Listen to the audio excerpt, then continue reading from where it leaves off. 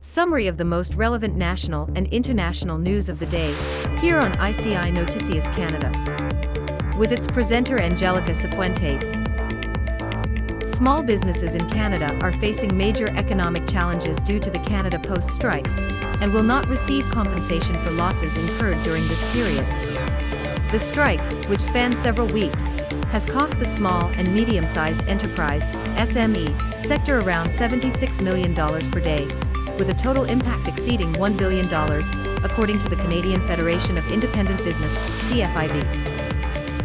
The Canada Post Workers' Union strike, which began on November 15, 2024, is significantly impacting package and mail deliveries just ahead of the Christmas season, one of the busiest of the year.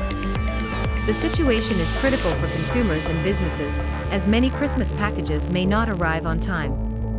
Canada Post is facing operational challenges due to the backlog of packages and the lack of meaningful agreements in negotiations.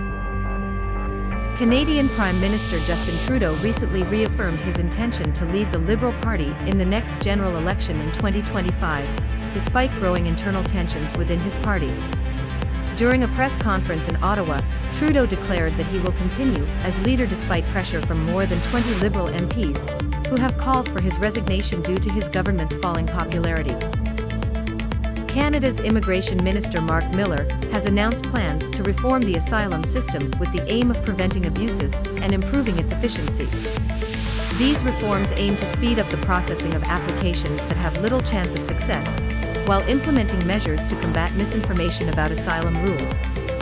An information campaign is underway to warn potential applicants about the strict requirements and discourage manipulations of the system.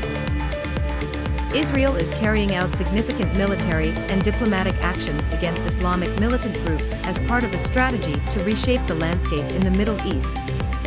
These initiatives include targeted strikes against Hamas and Hezbollah leaders, as well as efforts to weaken Iranian influence in the region.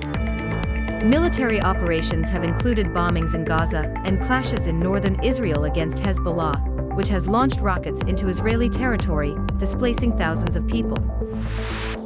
Quebec and Newfoundland have signed a landmark agreement related to hydroelectric power, focusing on the Churchill Falls Generating Plant, one of the largest facilities of its kind in the world. This agreement aims to address the inequities of the original contract signed in 1969, which generated billions of dollars in profits for Hydro-Quebec, while leaving Newfoundland and Labrador with a much smaller share of the revenues. The current agreement expires in 2041, and both parties are seeking a solution that is more equitable and sustainable. Canada is considering implementing export taxes on oil, uranium, and potash as a possible response to the 25% tariffs that former President Donald Trump has proposed to impose on imports from Canada. The move is part of an economic retaliation strategy that Canada already employed during Trump's previous term. At that time, Canadian reciprocal tariffs targeted iconic U.S. products such as Harley-Davidson motorcycles and bourbon whiskey, resulting in the eventual elimination of U.S. tariffs on Canadian steel and aluminum. Don't forget to subscribe to our YouTube channel and follow us on Facebook as ICI Noticias Canada, to always be informed with the most important news and in-depth analysis. Thank you for choosing us as your trusted source of information.